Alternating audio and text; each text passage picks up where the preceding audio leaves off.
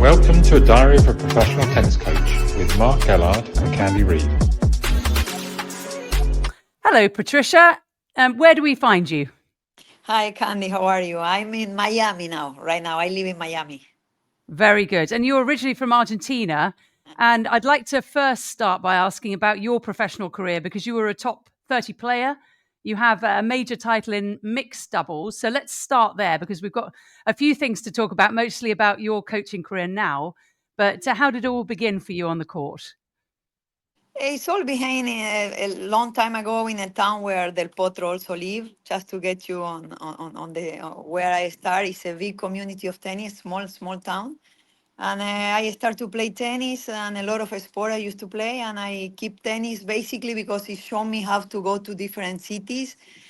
And I didn't like too much study. So I say, I think it's a good, I like geography and I like history. So I say it's a good way to see the world and the culture and different people. And I'm very interested on the culture of the countries. So that's why I start to play tennis. And all of a sudden I start to do good in juniors and after good in professional, and I say it's perfect life. I mean, I like to play tennis. I love what tennis give me. I think he give me more than I can imagine, and I like to meet people. And all of a sudden, I was next to Navratilova, Chris Ever, Steffi Graf, Celes, and I keep going. So all of a sudden, I say, okay, I'm part of this. I can be, and I can have a good life.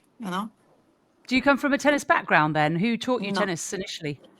No, it was in the time my father he was a soccer player, professional. He played actually he played in London the World Cup for the Oh, national team in Argentina. And after he played in Mexico, and after he played in Europe, he played in Monaco. So we live in Mexico and Monaco. But I started because Vilas. It was a big thing in Argentina, so I picked the racket. did you play football? I play a little with my dad, but no, in that time, I'm 57, so at that time it was not such a big thing, for women. It was more only men. It's not like now. And I watch. I love. It's my favorite sport, I think, with tennis. Oh, you have a terrific team. Argentina are incredible in football, and you've produced some fantastic tennis players. I'd love to know about perhaps your favorite story as a tennis player, who you played, your biggest win, anything funny you can tell us? Um, I was pretty funny on the court. I like to enjoy life, and I like to enjoy what I can do the best, and it was tennis. So I tried to for me it was about the show for the public. I didn't think too Mm, much about how good I could be. I play with Gabi Sabatini also, so she was more focused, more professional. It's not that I was not professional. I want to see the world too. So it was in yeah. between, and I couldn't be top 10 because I was very good friend with at that time with Steffi. She used to tell me, to take it a little bit more serious. And I think I learned now, with the experience, with the years, you realize a lot of things. But I don't regret. I couldn't make a little more money, basically. But you don't. I didn't think about that. What I remember is there was a story about Martina Navratilova, that she told me one day when she was number one and very, like Martina on top. And she said, why you are not focused? I said, I don't know how to focus, And she told me, well, I focus because I think I'm a Formula One driver. Oh, So yes, so that story keep in my mind because I like the speed, I like cars. So when I think, I say, yeah, you're fighting for your life in the Formula One. You cannot just look on the yes. side. So that history I always keep in my mind, like how focused and how good you have to be number one and to win a And you lot. Not only number one or win Grand Slam, to win a lot. How focused you have to be. so you're getting career advice from Steffi Graf and Martina Navratilova. And That's Chris pretty Ever. impressive. And Chris And Evert, my gosh, and Gabby yes, Sabatini. and Gabby. Yeah, Gabby was more my mate. Like I know her, you know. But from people like Martin and Chris, and Chris always telling me, you have to think like a top player, even if I was top 30, to be on the top. So this kind of things it was there on my mind all the time. Incredible. And your best career moment, was it winning the major title in mixed doubles or something else? I think it was, well, I was number one in juniors too, but I think the highlight was to win the Olympic. Oh, I won the bronze medal in Davos. After I retired, I come back and I win with Paola Suarez in yes. Athens. So that was for me the highlights. Yeah, So you yeah. retired and then came back to the sport and won an Olympic medal. How did you decide to come back?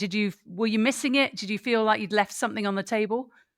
Yes, I lost already, and in the Olympic in Spain in Barcelona, we lost for the medal. And I retired, and Paola Suarez, she was number one in Davos at that time. She said, Pato, I think Pato is my nickname. So she said, Okay. I think we have a chance. And I say, listen, I don't have a ranking, nothing. I will play with you. But she was number one. If I get top 50 and we get seeded in the Olympic, because it was Serena, Venus, it was tough. And I got like 45. So I said, okay, so now we can play. We're in. Yeah, and we have match point on the first match. We have match point down, and we end in losing for the to go for the gold for like 8-6 or 9-7 on the third set. But it was a in that moment I feel like I didn't play tennis. My career was so bad, and the good thing about the Olympic, when I went to the villa, like the girls from the hockey, you know, and at that time from the basketball, they say, listen, you can do this. You still have a chance. Because in tennis, you know, you lose and that's it, next week. Yep. But here is like you still have a chance. So it was very motivated for me. That's so superb. So that's your playing career and amazing stories. I'd love to talk to you more. Take a minute. Do you want a glass of Yeah, water? I'm You all good? good. I'm good. I'm good. Yeah. All right. Good recovery. I like that. Tennis players are good at that, recovering. I'd love to know after your playing career. So you've retired once, then you retired twice, and then you become a coach. What was the transition like? I retired singles when I was 25. We retired very young, you know. And after I keep playing doubles, and I start to play doubles with Conchita Martinez. And after in like a year we were playing, we were doing good. She fight with her coach, and we were I don't know, in Australia, I think, and I helped her, and she started to do good, and we have good connection. And she asked me, and I was 27, 28, so I start to learn because it's not easy. That's another history with Martin and Chris. Because I say, why you never coach? I say because you have to be special to coach, and I say, well, it can be that difficult if you are Navratilova and Chris Evert or Steffi.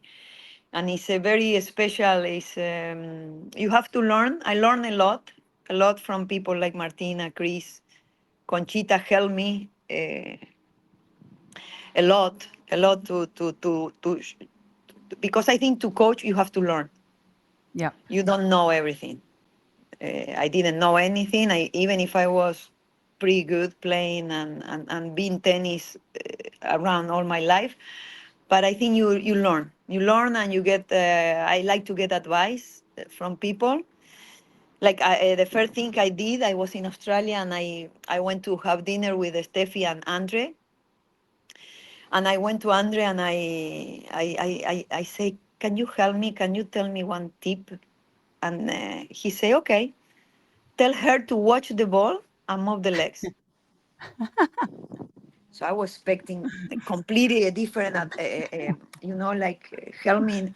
But more and more, I was getting to teach, to coach Conchita. Yes. It's simple as that for me. Move the legs and watch ball. Yeah. And I keep it with me. And after I get a lot of good advice from people, and like my mentor is Franco Davin. Franco Davin Hmm. he's my, this is the guy that I talk a lot. Yeah, So if you and need I'm any, if learning. you have any questions, you can go to Franco.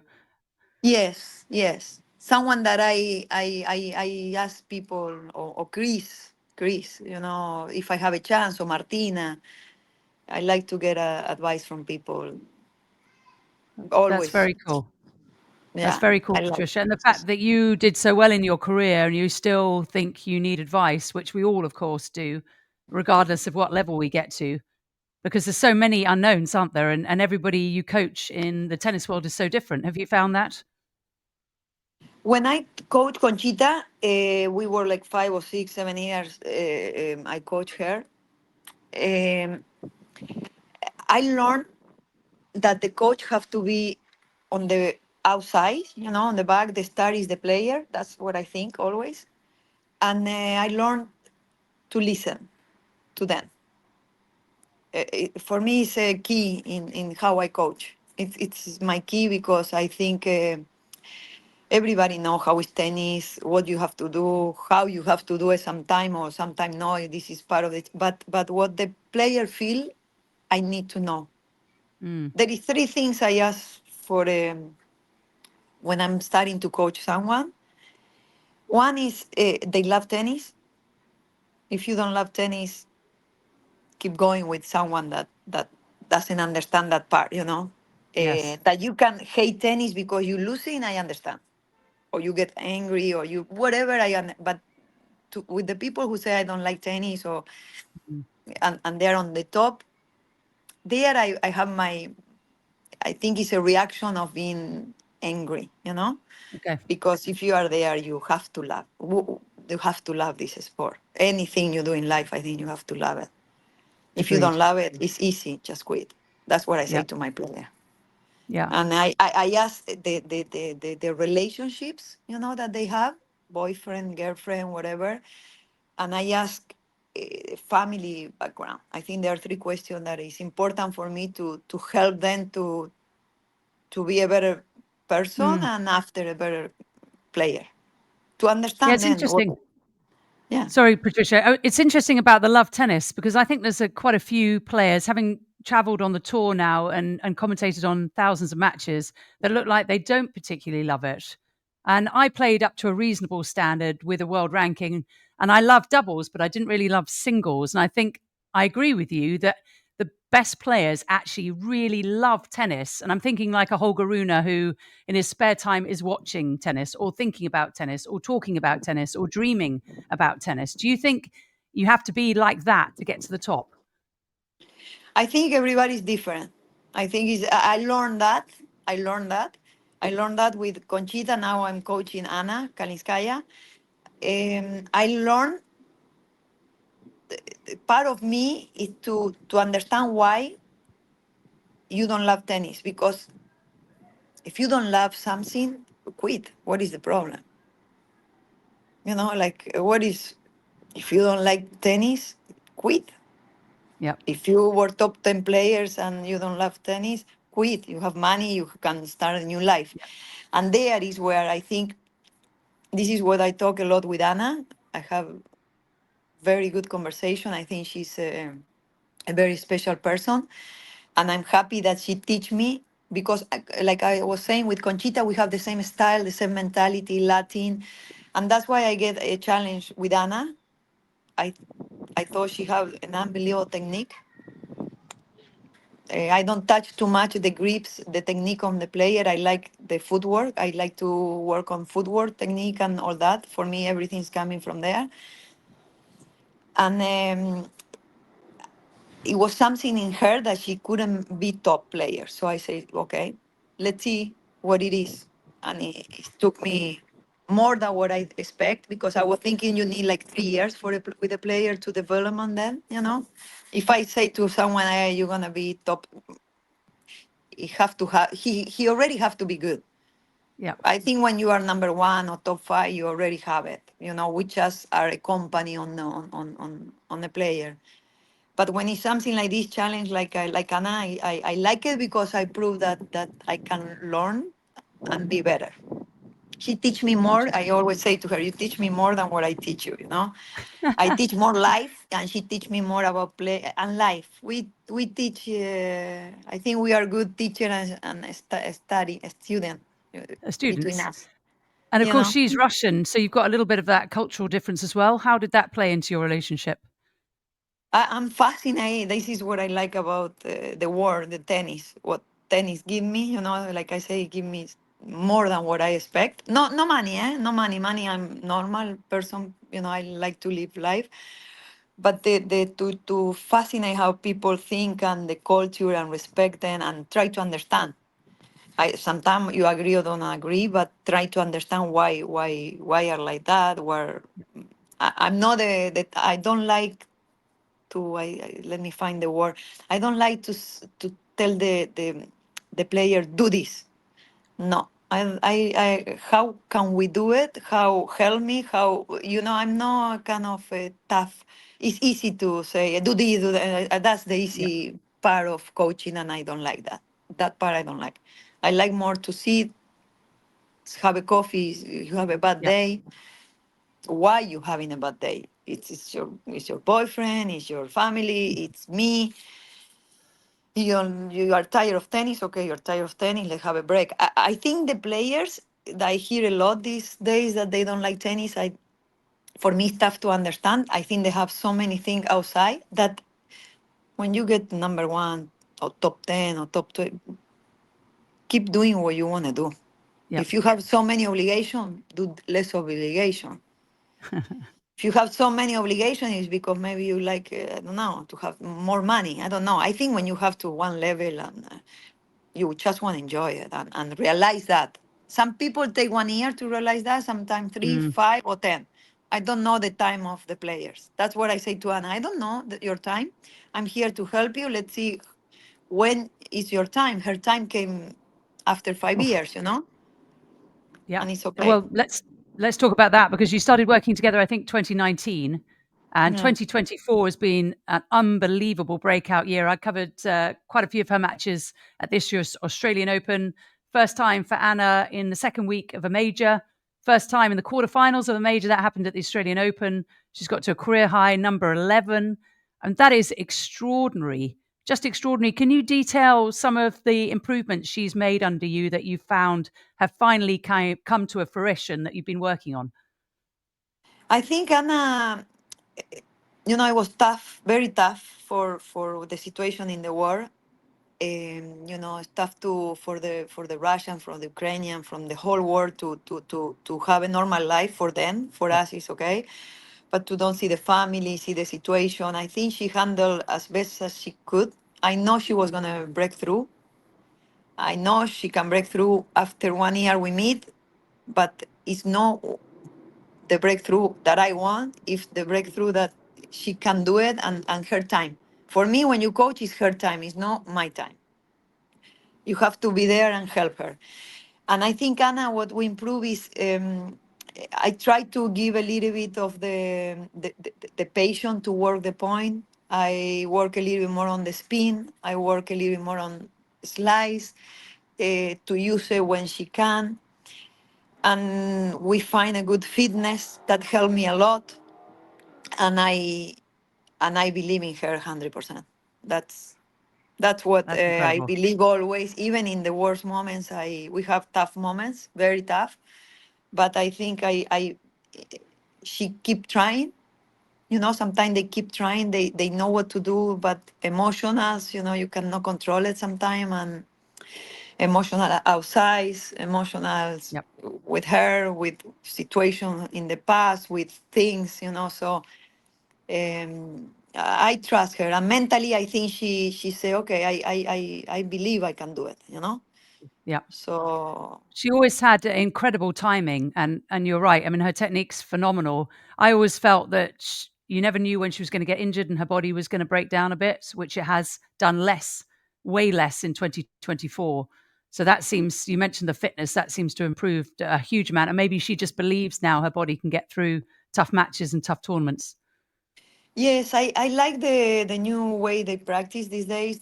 I like the fitness. Take good care of the body and the mental is help me. We don't have psychology, nothing like that. I think it's very personal, that kind of things. But we talk a lot, and we believe a lot.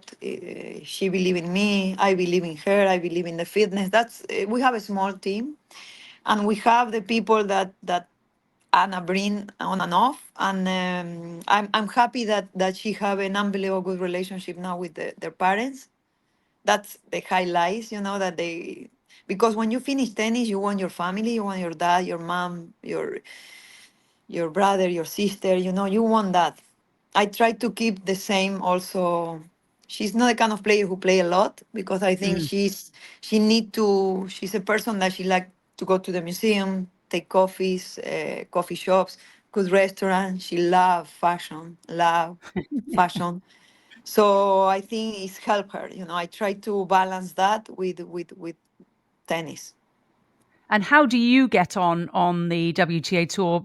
I don't travel nearly as much as you do, but I know there's a lot of downtime where you're waiting for matches. Of course, there's no set time, is there, for a tennis match unless you're first on. If you're third on, it could be 3 o'clock, it could be 8 o'clock. So there's a lot of time waiting for you, a lot of time then at the hotel, at airports. How do you cope with that life? Of course, you've been doing it for a long time, both as a player and as a coach. I like it. Like I say, I think that when you travel, I think that traveling is the best experience that anyone can have. In the memories you get, I don't get what I study in the school. I get what I travel, what I saw, the people, the culture. I was fascinated by that, and I get paid. So I say, this is great. This is but I think I like to these days. In my time, we were more friendly, more go to restaurants together, we play the next day, we have break. They lose a little bit the technological Mm. part is catching up to the human part, and that's part I don't like. I like more to sit.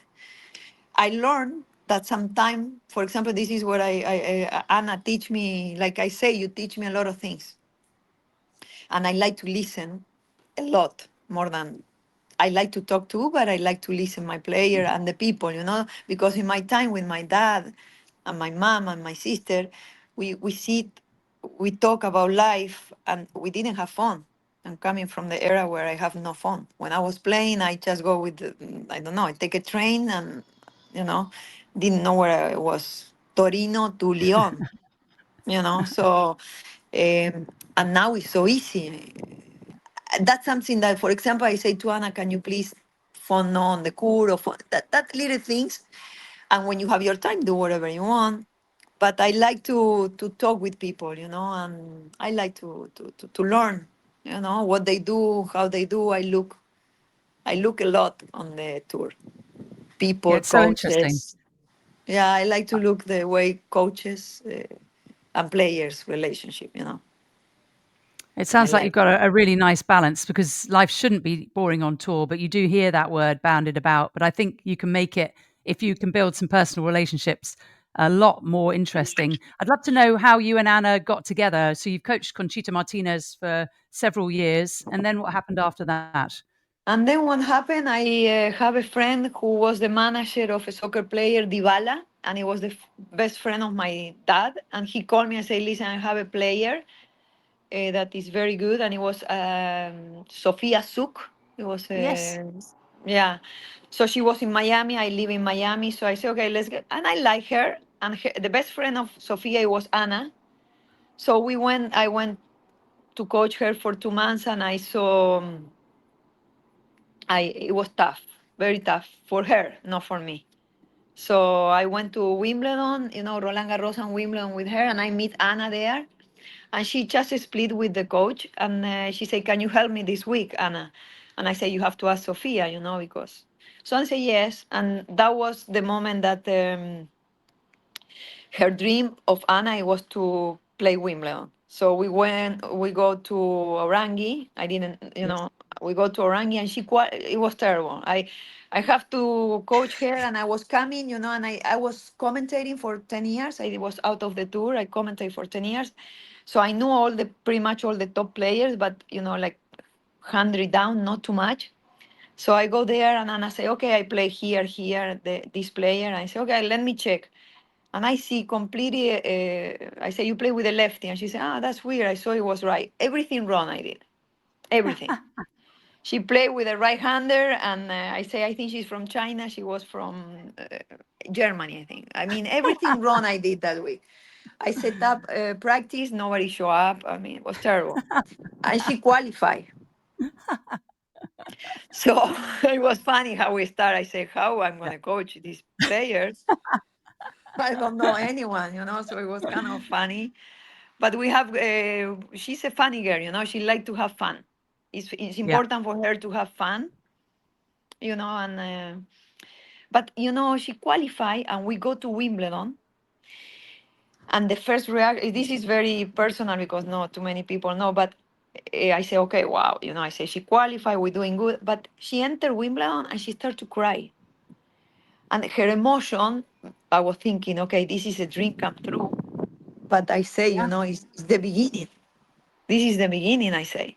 But her emotion is like, I make it, to Wimbledon because, it's small dreams, but it was big for her Of to course. be at Wimbledon, in London, and this year she was on the top locker rooms. So it's a process. You have to be It, patient with the player and respect them a lot.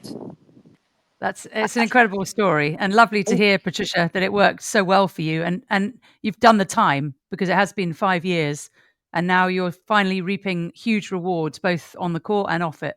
So congratulations.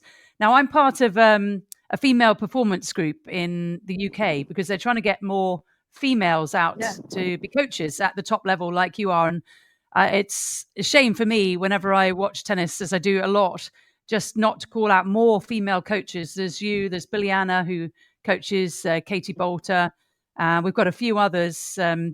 Sylvia Espinosa, of course, former Sara Sorribes Tormo. And Marta Kostyuk has a female coach as well, but so few of you. Why do you think that there's so few female coaches out on tour? One of the reasons I think like top players they don't want to coach.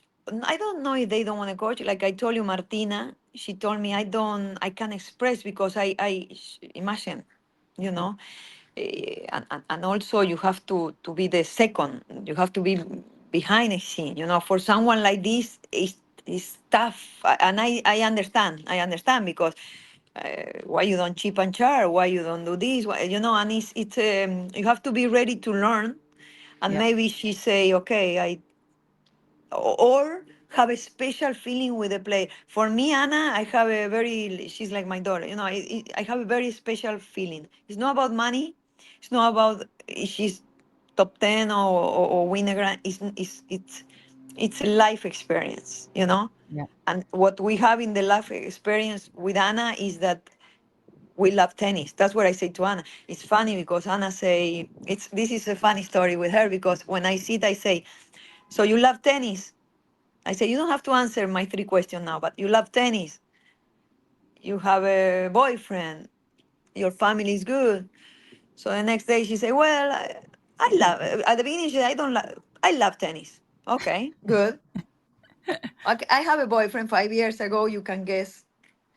And after you say, my family is good. I say, okay, so we are. I'm in. If it's Yeah. like this, I'm in. But after I start to find out funny things. But the story is about that I say think about these three things because it's what is gonna make us work. Yes. It's not about your tennis. You are, for me, she have one of the best technique on tour. So I say Mm. the physical condition you need to upgrade a lot. It's something we can do, but here is something that three things you have to think about. I say, but I'm a little bit insecure about the second one because I wanna have a boyfriend. Get married, have a boyfriend at 23 and marry and have kid at 25. She was Mm. 21. I say, okay, so nice to meet you, I say to her. Yeah. Short. It's going to be short Because career. yeah, so that was the story with her, and I say, okay, now you start to play good. About why there are no coach female, I think is that one of the things. And after you have to give a lot more than like you've been a player. You have to give a lot. So I don't know if the women's we are very competitive between us, and you have to give up. You have to give more. more than when you were playing. For me, it's easy because I love tennis, and Anna is it's an unbelievable person. So Yes. that's my reason number one. So I like to give. I'm kind of make me happy to smile to someone, to say good morning, to help in any way. So it's come easy for me. It's something that I Yeah. love to do. Why is no more that it's you have to be a given person, big time, How many weeks on tour are you per year? full full time. I don't count, but we play 20 tournaments. Around 20 is my Yeah. goal with Anna. And after I'm here in Miami, she moved to Miami. So we I don't count how many weeks. I count what I want to do. Normally, if I have good relationship with the player, I go full time. Excellent. But it's your whole life, isn't it? Because it's weekends, it's hours, it's midnights, it's mornings, it's everything. Yes, but for example, today's a weekend, and Anna is in the beach, and I'm here with my family, and maybe we meet for dinner, or maybe we not. I meet with friends. I have my family go to the beach. It's an easy life. I think we are privileged. Very, It sounds very. sounds beautiful. Right. So just going on to the questions, Lucy asks if there's anything you found challenging being on the WTA tour as a coach. Yes, I found it to make my player as happy as she can when it's raining, when it's long days, when we talk so much, when we are spending so much time together, how to build a better understanding between us, because that can get Yeah. burned. It's a normal Yeah. relationship, and we spend with Anna a lot of time. So sometimes I try, sometimes the good time is to let her be 3 4 hours alone, or one day without. That's a challenge for me, how to make her happy outside the court, no Okay. inside. Inside, I think we know, but outside, that's my Yeah. challenge with her. And probably happy person, happy player. They probably work Yes, very well together. yes. Um, Liana says she had a notice. She said the first hot dog or the first tweener, she said she's seen from a female player was you during a match. Do you remember doing Oh, that? I think it's the most easy shot to do it. For me to go, run, turn, try to see if it's Yeah. in. I know that if I go in one line and I go straight, it's gonna go. Yeah. Can Thank you you. lob Thank you. and That's pass? nice. Can you hit both the lob and the pass with the tweener shot? Yes, yes, yes. I love that. I think Perfect. it's a great shot. I love it. I'm right there with you. It's the one shot I think I've perfected. It's very Good. useful. Debbie asks your philosophy of coaching and how would it differ when coaching children? For me, the first coach is the most important coach. Mm, The first coach is the most important coach. You like it tennis after or you don't. You like it or you don't. yeah. It's very important for me. Very important. And I like to coach when the player is not in the good term. I don't like to take I like the big challenge. Big. That when the player can play, they're insecure, they're not happy, they don't having a good time. I like that part also. I love it. You like the psychology. Going back to the children, the first coach, I'd imagine you're going to say it's about the fundamentals, the technique, and also making sure that they really love and enjoy the game. Yes, I like I told you before, I'm not the technique like I always put an example of Roger and Rafa.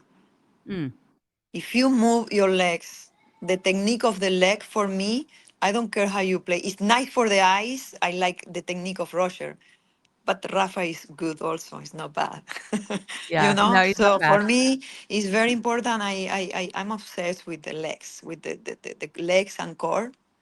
And Okay. upper body is about to lose and hit it. And so going specifically into the legs, so you want to see your player move big explosive steps, or does it matter how the player gets to the ball, in your opinion? Yes, yes, 100%. I like when they when they know when to use the open stand, close stand, semi-open stand. I like when they get already to the ball with put the ball on the front and the side, making room within the ball and the body. I look at that. I Oh, very enjoy cool. it too. Yes, We had yes. Vladimir Platonik on the show a couple of weeks back. He's coached Sibylkova, currently coaching Lulu Sun, who had a bit of a breakthrough at Wimbledon. And he said that he doesn't really like the open stance too much. He prefers players to go into more of a neutral stance. What would be your thoughts on 100. stances overall? Only when you are overpowered or when you are, yes, you can do it.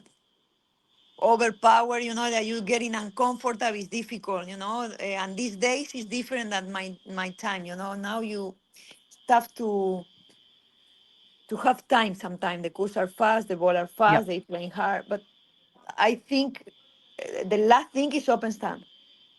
Yes. So when you're playing a player who's very powerful like a Sabalenka, you're going to be forced into playing open stance more. Or you make time going backward, find the way, find the way. I think that's why I say, open stand, semi-open, and close stand. Mm. You have to know when to use it. Okay, great. That's great advice. Jenny asks, in your view, what's the most critical factor in a successful coach-player relationship? I think you've covered some of that, going through the three aspects that you require a player to enjoy tennis, to be settled in their personal life, and to have a happy family around them. Is there anything else? For me, it's that three things. You have to love tennis.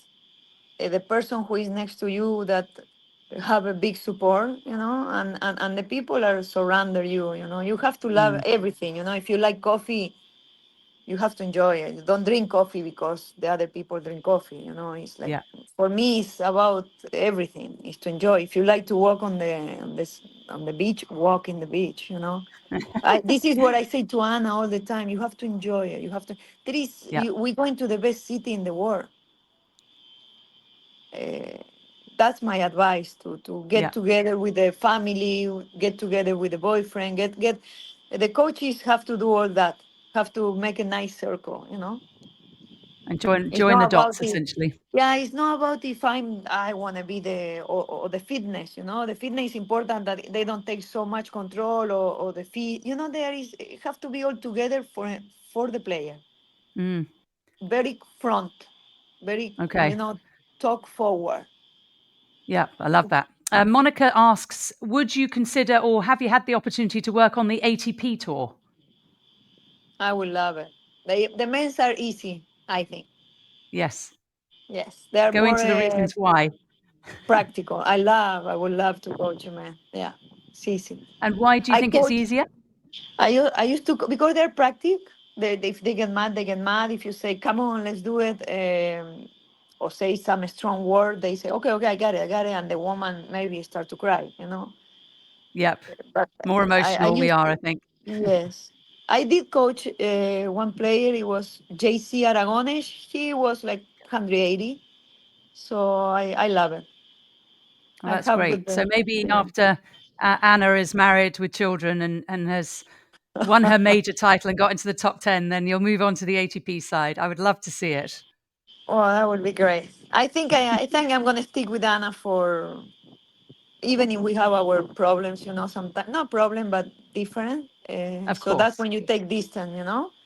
But Yeah. I want her to give my 100% to her, Yeah. 1,000. No, I think you've got a great future. I mean, given what's happened this year, every year has got incrementally better. And this year's just been outrageously good. Eleanor asks, Patricia, how you feel you impact differently or a female coach impacts differently from the male coaches. What's the difference, do you think? We understand more. I Hmm. understand. I don't say, oh, but why you have this, this, why that, why you don't do this, why you don't. Maybe because I was a player too, and it's not sometimes they don't want to do it, or they do it bad, or I understand. I try to understand why she come with the things she can. I know Yes. sometimes it's wrong what they do, what she do, but sometimes maybe I'm wrong what I do. I like some. I know what she have to do, but sometimes for me it's important that you ask what you want to do. Uh, I'm a different maybe kind of coach. I want to understand the why she's coming like this, why. And she teach me a lot because she talk. She Yes. didn't talk before. Now we talk about everything. So it took me 5 years, but it's part of what it takes to be a good coach, I think. Is she naturally a shy person then? She does come across like she's quite shy. She's very softly spoken, but you can tell how educated and intelligent she is. Yes, very. She's very, very shy, very shy, Mm. very shy.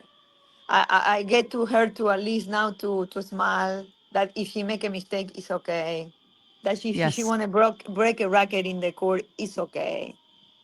You know, if she want to say, I never heard her to say a bad word, but broke a racket. I say it's okay. It's nothing bad. You know, it's. I think I like when people express themselves. She smile more. She say good morning. She say hi to people. So for me, I win. I win in every aspect with her. So if she win a Grand Because Slam or if she finish top five or top, it's fine. We did it. and a lot of coaches do say that, Patricia, that that's part of the journey is obviously having great success on the court, but actually rounding that individual into a great human being, a great adult, and someone who's going to give back later on in life. Yeah. Sometimes I say, Anna, go out. You're beautiful. Yeah, go out. If I was, I would. You know, like for fun. Not when we're playing tournament, but I say, yeah.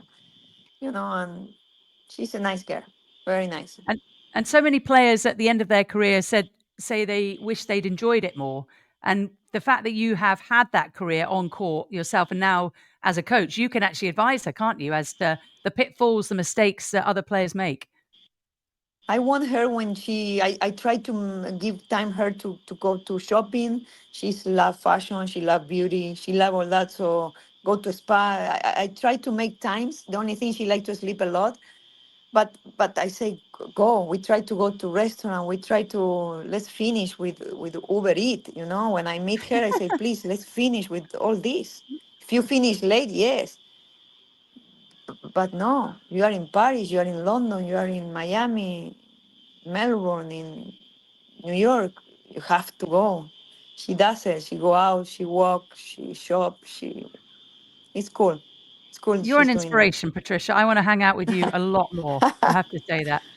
We Just going will. We back will. to, we will. I hope so. Now we know each other a little better. Just bringing you back to one moment, which probably wasn't that fun this year. After all your success, I actually covered the Berlin final where she had 5 championship points against Jessie Pagula. She was on the cusp of winning her very first WTA title and didn't quite get there. And you could see how nervous and tight she was. But how do you console a player after they've gone through the highs of almost getting it and then the lows of not quite? How do you overcome that? You know, sometimes what I can say to her, the same that she think. Like I get mad. I don't understand sometimes because I don't think we all have the right answer. You know, I don't think I have it. I feel bad for her because she's been fighting with a lot of things. She have some health problem. You know, she in Miami 2 years ago she have a claw, very very danger.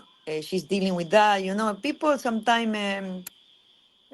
Uh, for me, they can talk and they can say whatever they want, but when you talk about health, she have a Mm, very big injury. You know, they say, well, you get scared. You know, she have a claw. It's not an easy thing to do and deal with. You know, so we keep it for us and we keep going. And I told her, you know how to do it now. You are in the final. You know, you've been in final. You beat top players. You know how to do it. yeah. When it's let's get ready. Let's keep getting ready, and when the moment it will come, and you be ready. She be ready. And of course, on the other side, you've had so many victories. Is the one in particular that stands out this year? I think this year. No, for me the most emotional match it was when she beat Azarenka last year in Charleston because it was Yes. her idol, and it was a 3 hours match, a very good quality on clay. That is the surf she doesn't like, even if I think she can be so good.